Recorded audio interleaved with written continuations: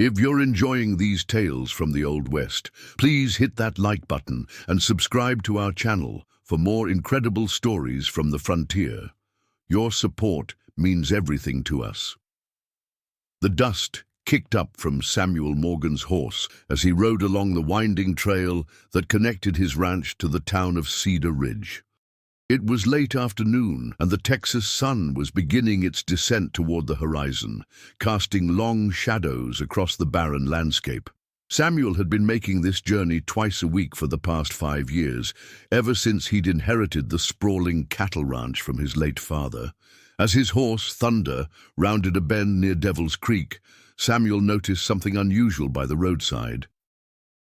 At first, he thought it might be a bundle of old clothes or supplies that had fallen from a wagon, but as he drew closer, his heart skipped a beat. It was a person, tied to a gnarled mesquite tree, with what appeared to be a burlap sack covering their head. Samuel immediately dismounted and approached cautiously, his hand instinctively moving to the Colt .45 holstered at his hip. The figure was slumped forward, and from the size and build he could tell it was a woman. Her hands were bound behind the tree with rough rope, and her ankles were similarly restrained. The burlap sack was secured around her neck with twine. "Ma'am?" Samuel called out softly, not wanting to startle her. "Ma'am, can you hear me?" Datu. There was no response at first, but then he heard a faint whimper from beneath the sack. She was alive, but barely conscious. Samuel quickly holstered his weapon and knelt beside her, his weathered hands working to untie the twine around her neck. "Please, take this off," came a weak whisper from beneath the burlap. Her voice was hoarse, as if she hadn't had water in days. Samuel's fingers worked frantically at the knots, which were tight and cruelly tied.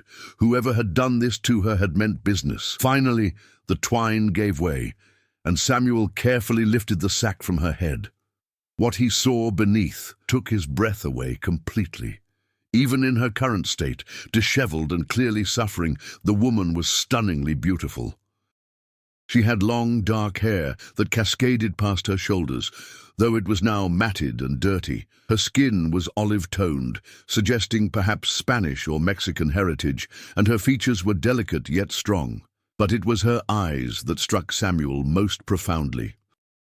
They were a deep emerald green, unlike anything he'd ever seen, and despite the pain and fear reflected in them, they held an intelligence and determination that spoke of a strong spirit. However, Samuel quickly noticed the extent of her injuries. There was dried blood on her forehead from what appeared to be a nasty gash. Her left cheek was swollen and discolored, indicating she'd been struck hard, possibly multiple times. Her dress, which had once been a fine burgundy silk, was torn at the shoulder and stained with dirt and blood. Samuel could see rope burns on her wrists, where she'd struggled against her bonds, and her lips were cracked from dehydration. "Water," she managed to whisper, her voice barely audible. Samuel immediately reached for his canteen and brought it to her lips, supporting her head gently as she drank. She gulped the water greedily at first, then began to choke. "Easy there," Samuel said soothingly. "Small sips. You're safe now." As she drank, Samuel worked on untying the ropes that bound her hands and feet. The knots were professionally tied, suggesting whoever had done this was experienced in restraining people. It took him several minutes to free her completely, and when he did, she nearly collapsed forward into his arms. "Who did this to you?" Samuel asked, his voice filled with both concern and anger. The woman looked up at him with those striking green eyes, and for a moment she seemed to be studying his face, as if trying to determine whether she could trust him. Finally, she spoke, her voice stronger now that she'd had some water. "My name is Isabella Morales," she said, wincing as she tried to shift her position. "I was traveling from San Antonio to visit my aunt in Cedar Ridge when our stagecoach was attacked by bandits 3 days ago. They killed the driver and the other passengers. They kept me alive because—" She paused, her eyes filling with tears. Samuel waited patiently for her to continue, offering her more water. "Because their leader, A man named Blackjack Keller said I would fetch a good price in Mexico. They were planning to sell me. The words came out in a rush, as if saying them quickly would lessen their impact. Samuel's jaw tightened. He'd heard of Blackjack Keller, a notorious outlaw who operated along the Texas-Mexico border. The man was wanted for murder, robbery, and kidnapping, with a bounty of $500 on his head. "Where are they now?" Samuel asked, scanning the surrounding area. "They camped about 2 miles north of here last night," Isabella replied, pointing toward a cluster of rocky hills. "This morning they started arguing about something. Blackjack wanted to move me to their hideout in the mountains, but the others wanted to head straight for the border. During the argument, I managed to slip away." She paused to take another sip of water before continuing. "I ran as fast as I could, but I didn't get far before they caught me. That's when Blackjack tied me to this tree and put the sack over my head. He said it was punishment for trying to escape, and that when they came back from their business in town, they'd teach me a proper lesson." Samuel felt his blood boil at the thought of what these men had planned for this innocent woman. "How long ago did they leave?" he asked, helping Isabella to her feet. She was unsteady, and he kept a supportive arm around her waist. "About 2 hours ago," she replied. "They said they'd be back before nightfall." Looking at the position of the sun, Samuel estimated they had maybe 3 hours before the outlaws returned. That wasn't much time, but it would have to be enough. "Can you ride?" he asked Isabella. She nodded, though Samuel could see the effort it took for her to remain standing. "My ranch is about an hour's ride from here," Samuel explained as he helped her toward Thunder. "You'll be safe there, and my housekeeper, Maria, can tend to your injuries properly, but we need to move quickly." Isabella nodded her understanding, and with Samuel's help, she managed to mount the horse. As they rode toward the Morgan Ranch, Isabella told Samuel more about her ordeal. She had been traveling to Cedar Ridge to live with her aunt after her parents had died in a cholera outbreak in San Antonio. She had no other family, and her aunt, Rosa Morales, ran a small dress shop in town. "I had saved enough money to start a new life," Isabella said sadly. "Blackjack and his men took everything, including the jewelry that belonged to my mother. It was all I had left of her." Samuel could hear the pain in her voice and felt a growing determination to see justice done. The Morgan Ranch came into view just as the sun was beginning to set. It was a substantial operation, with a large 2-story house, several barns, and corrals filled with cattle. Samuel had built it up from nothing after the war, and it was now one of the most successful ranches in the county. Maria Gonzalez, Samuel's housekeeper and cook, came rushing out when she saw them approaching. She was a matronly woman in her 50s who had worked for the Morgan family since Samuel was a boy. "Senor Samuel, what has happened?" she asked in accented English, immediately noticing Isabella's condition. "This is Isabella Morales, Maria," Samuel explained as he helped Isabella down from the horse. "She's been hurt badly and needs our help." Maria took one look at Isabella and immediately went into action, guiding her into the house while calling out instructions in rapid Spanish to the ranch hands. Within minutes, Isabella was settled in the guest bedroom upstairs, and Maria was cleaning her wounds with gentle efficiency. Samuel paced the kitchen below, his mind racing. He knew he should report this to Sheriff Watson in Cedar Ridge, but by the time they organized a posse, Blackjack and his gang would be long gone. "Senor Samuel," Maria called from upstairs. "She is asking for you." Samuel climbed the stairs and found Isabella sitting up in bed, looking much better after Maria's ministrations. Her face had been cleaned, revealing the full extent of her beauty, and her wounds had been properly bandaged. "I want to thank you," Isabella said, as Samuel entered the room. "You saved my life. If you hadn't come along when you did—" She didn't finish the sentence, but Samuel understood.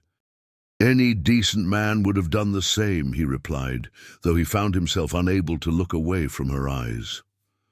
"I need to ask you something," Isabella continued, her voice becoming more serious. Blackjack mentioned something about a big job they were planning, something that would make them all rich. They were going to hit it tomorrow night and then head for Mexico with their spoils. Samuel leaned forward, intrigued. Did they say what this job was? Isabella nodded. The bank in Cedar Ridge. Blackjack has been watching it for weeks, learning the routines of the guards and the sheriff. He knows that tomorrow is when the cattle buyers come to town, which means the bank will be full of money. This was serious news. The quarterly cattle auction was indeed tomorrow, and Samuel knew that the bank would have more cash on hand than usual to pay the ranchers. If Blackjack succeeded in robbing it, he'd not only get away with a fortune, but innocent people would likely be killed in the process. "I have to warn Sheriff Watson," Samuel said, standing up. "But first, I need to make sure you're completely safe here." He turned to Maria, who had been listening from the doorway. "Maria, I want you to make sure all the doors and windows are locked. If anyone comes to the house that you don't recognize, you and Isabella are to hide in the root cellar." Maria nodded solemnly. "Si, Senor Samuel. But where are you going?" Samuel checked his Colt 45 and picked up his rifle from beside the door. "I'm riding to town to warn the sheriff, and then I'm going to make sure Blackjack Keller never hurts another innocent person again." Isabella struggled to get out of bed, but Maria gently pushed her back down. "You can't go alone," Isabella protested. "Blackjack has at least 6 men with him, maybe more. They're all killers." Samuel appreciated her concern, but his mind was made up. "I've dealt with worse odds during the war," he said grimly. As Samuel prepared to leave, he found himself hesitating at Isabella's bedside. There was something about this woman that had affected him deeply, something beyond just her physical beauty. Perhaps it was her courage in the face of such terrible circumstances, or the way she'd thought to warn him about the bank robbery despite her own trauma. "Promise me you'll be careful," Isabella said, reaching out to touch his hand. The contact sent an unexpected jolt through Samuel, and he realized that his feelings for this woman were already deeper than they should be for someone he'd just met. "I promise," he said softly.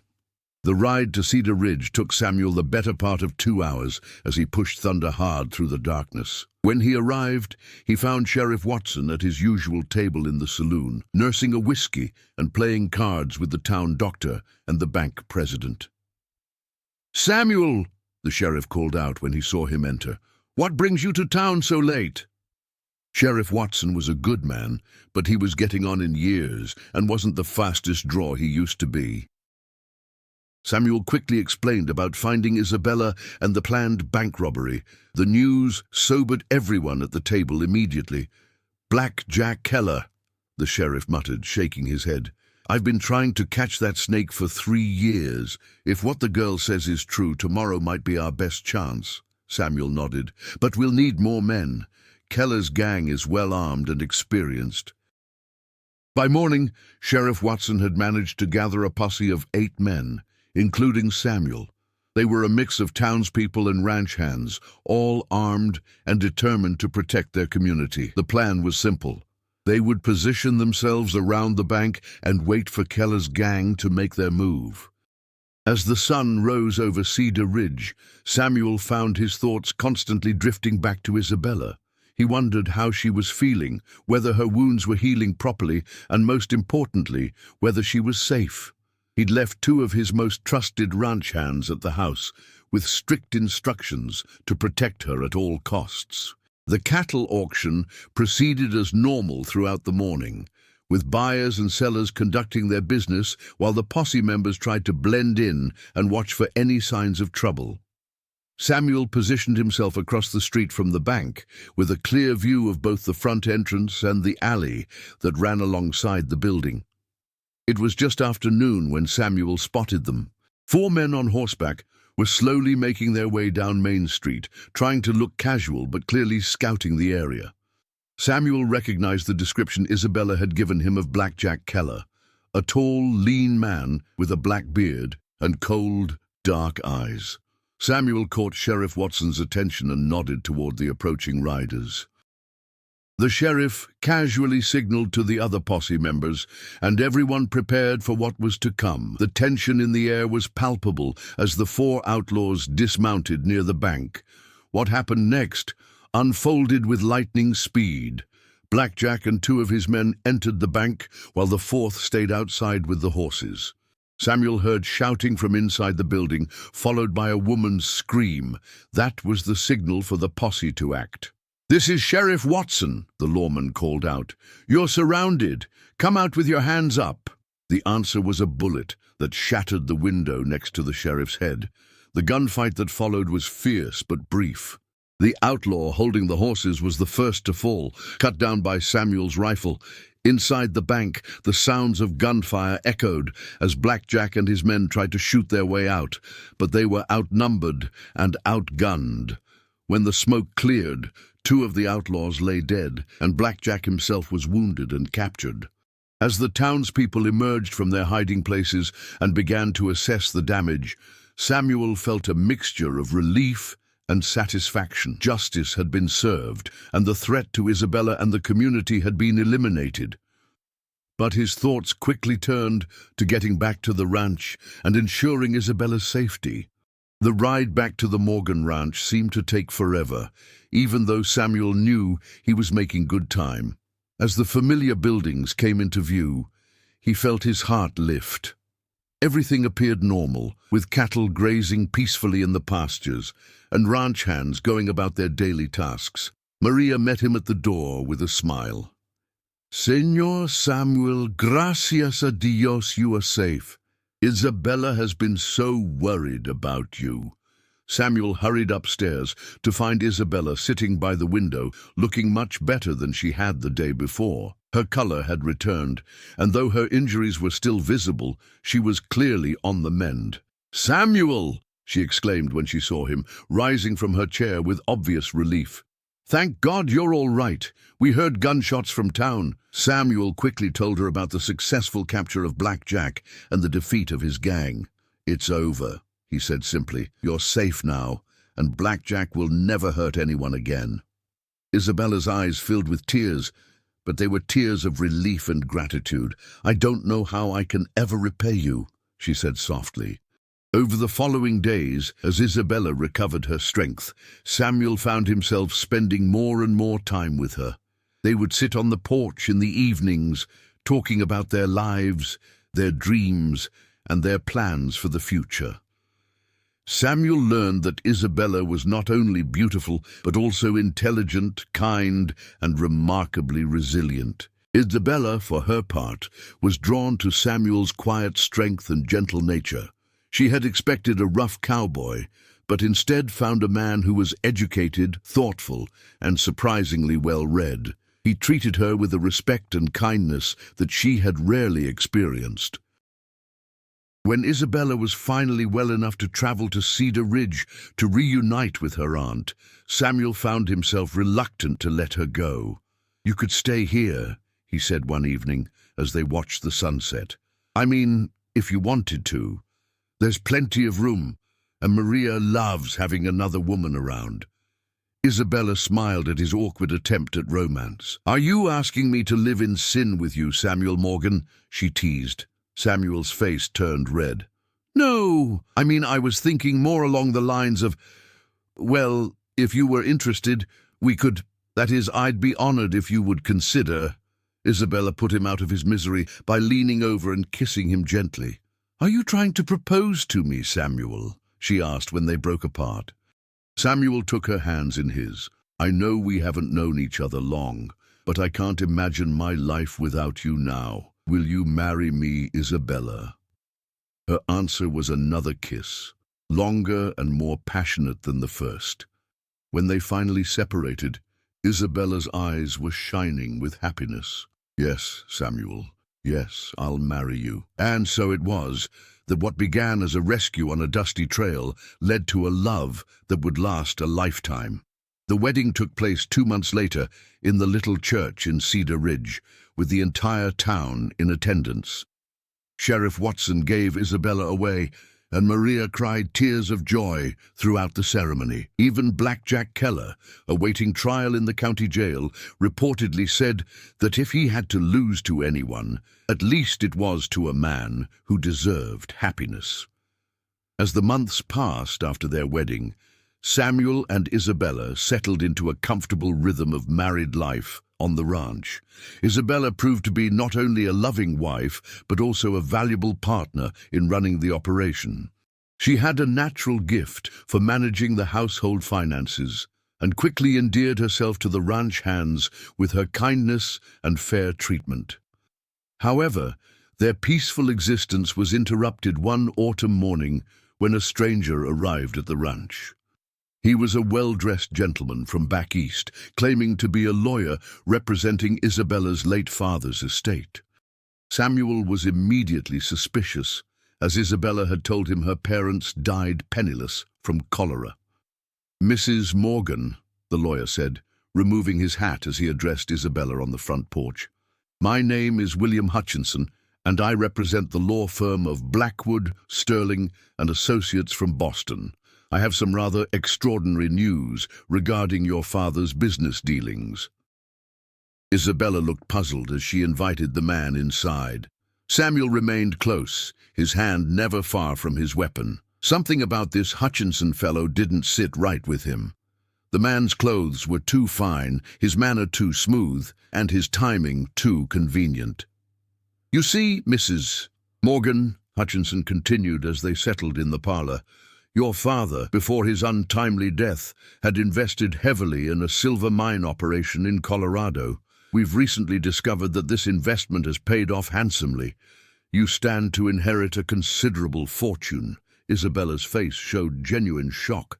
"That's impossible, Mr. Hutchinson. My father was a simple shopkeeper. He never had money to invest in anything, let alone silver mines." Hutchinson smiled patronizingly. "People often keep their business affairs private, even from family. Your father was apparently more astute than you realized." Samuel leaned forward in his chair. "How much money are we talking about, Mr. Hutchinson?" The lawyer's eyes gleamed. "Approximately $50,000, Mr. Morgan. A substantial sum by any measure." The amount was staggering. Most people would never see that kind of money in their entire lives. "However," Hutchinson continued, "there are certain legal requirements that must be met before the inheritance can be transferred. Mrs. Morgan will need to travel to Denver to sign the necessary documents and provide proof of her identity to the probate court." Isabella looked at Samuel uncertainly. "I don't know, Mr. Hutchinson. This all seems very sudden and unexpected. Can't these matters be handled through correspondence?" Hutchinson shook his head gravely. "I'm afraid not, madam. Colorado law requires the beneficiary to appear in person for inheritances of this magnitude." That evening, after Hutchinson had retired to the guest room, Samuel and Isabella discussed the situation in the privacy of their bedroom. "Something doesn't feel right about this," Samuel said, pacing the floor. "Why would your father never mention such a significant investment? And why would this lawyer show up now, months after our wedding?" Isabella sat on the edge of the bed, wrapping her shawl around her shoulders. "I've been thinking the same thing. My father told me everything about his business. He was proud of the little shop he built from nothing. If he had invested in silver mines, he would have mentioned it." Samuel stopped pacing and looked at his wife intently. "There's something else bothering me. How did this Hutchinson fellow know where to find you? You never lived here before we were married, and we've kept a fairly low profile since the wedding." Isabella's eyes widened as the implication sank in. "You think this might be connected to Black Jack somehow?" she asked. Samuel nodded grimly. "Black Jack had connections throughout the territory. Even from jail, he might have found a way to orchestrate something like this, and $50,000 would be worth considerable risk to the right people." The next morning, Samuel decided to test his theory. He approached Hutchinson as the man was preparing to leave. "Mr. Hutchinson, I've been thinking about your proposal. Before my wife travels all the way to Denver, perhaps you could provide some documentation of this supposed investment." Hutchinson's smooth demeanor faltered slightly. "Documentation? Well, of course, but you understand that legal documents of this nature are kept secure in our Denver offices. That's precisely why Mrs. Morgan must travel there personally." Samuel pressed further. Surely you must have some preliminary papers, some proof of the mine's existence. Mr. Morgan, Hutchinson said, his voice taking on a harder edge, I assure you that everything is completely legitimate. Perhaps you don't fully appreciate the opportunity that's being presented to your wife. Samuel smiled coldly. Oh, I appreciate it just fine. I also appreciate a good fraud when I see one. Hutchinson's facade dropped entirely. Now see here, Morgan. I won't be accused of fraud by some backwater rancher. If your wife chooses not to claim her inheritance, that's her loss. He mounted his horse quickly and spurred it toward the road, but not before Samuel caught a glimpse of something that confirmed his suspicions. On the man's saddlebags was a small brand, barely visible but unmistakable to someone who knew what to look for. It was the mark of the Keller gang, a twisted letter K that Blackjack used to mark his territory and possessions. This Hutchinson was no lawyer. He was one of Blackjack's associates, probably sent to lure Isabella away from the safety of the ranch. Samuel immediately rode to Cedar Ridge to inform Sheriff Watson of the situation. The sheriff listened gravely as Samuel explained his suspicions. I figured something like this might happen, Watson said, leaning back in his chair. Blackjack's been mighty quiet in jail, too quiet. Word has it he's been getting visitors, men claiming to be relatives, but who don't match any family descriptions we have. What do you think they're planning? Samuel asked. The sheriff stroked his mustache thoughtfully.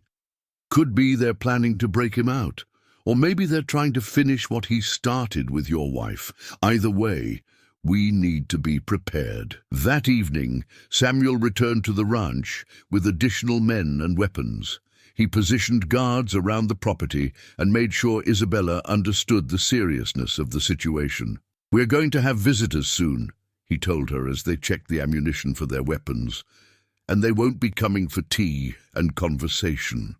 Isabella had changed significantly since their marriage.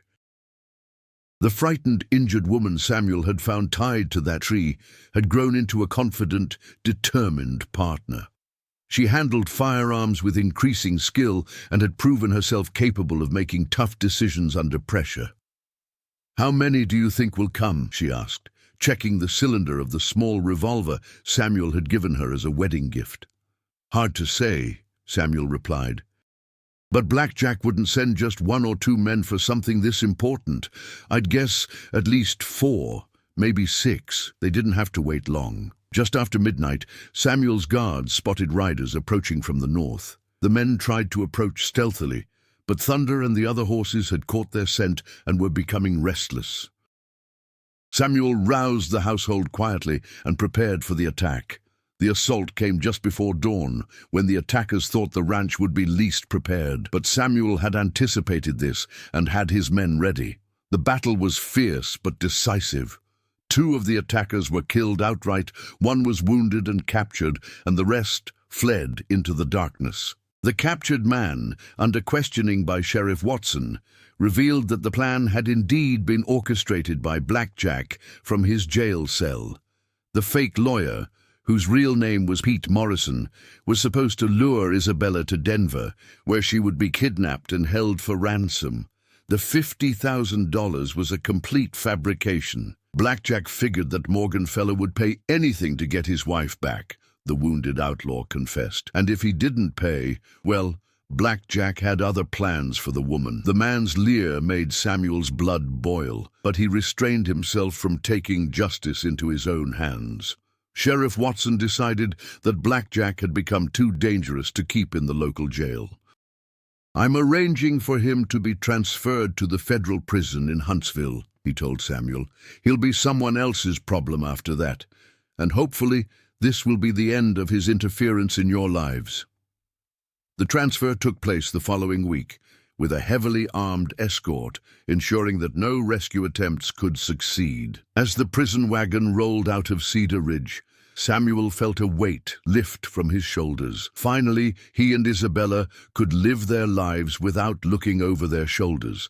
But the attempted kidnapping had shown Samuel something important about his wife. Under pressure, Isabella had remained calm and collected, even helping to tend to the wounded guard who had been shot in the leg during the fight. She had the heart of a true frontier woman, and Samuel fell in love with her all over again. As winter approached, Isabella announced that she was expecting their first child. The news filled Samuel with joy and renewed determination to build a legacy worthy of his growing family. He expanded the ranch operations and began planning improvements to the house that would accommodate children. The baby, a son they named James after Samuel's father, was born the following spring. Isabella proved to be a wonderful mother, and Samuel discovered that watching his wife with their child was one of life's greatest pleasures. The little boy had his mother's dark hair and his father's strong jaw, and Samuel couldn't have been prouder. Years passed peacefully after that. Samuel and Isabella had 2 more children, a daughter named Rose and another son called Thomas. The ranch prospered, becoming one of the largest and most successful operations in Texas. Isabella's suggestion to diversify into horse breeding proved particularly profitable. On their 10th wedding anniversary, as they sat on the porch watching their children play in the yard, Isabella reflected on the strange circumstances that had brought them together. "Do you ever think about that first day?" she asked, her head resting on Samuel's shoulder. Samuel wrapped his arm around his wife and smiled. "Every day. Best thing that ever happened to me was deciding to take that particular route home." Isabella laughed softly, even considering all the trouble it brought. Samuel kissed the top of her head. "Especially considering all the trouble. It led me to you." The Morgan Ranch became legendary throughout Texas, not just for its success, but for the love story that had founded it. Travelers passing through would often stop to hear the tale of how Samuel Morgan had found his bride tied to a tree with a sack over her head, and how that terrible moment had led to a lifetime of happiness. What do you think really motivated Blackjack to target Isabella specifically? Was it just her beauty, or do you think there was something more sinister about his plans?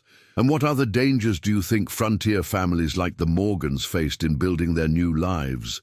Share your thoughts in the comments below about what other dark secrets might have been lurking in this tale from the Old West.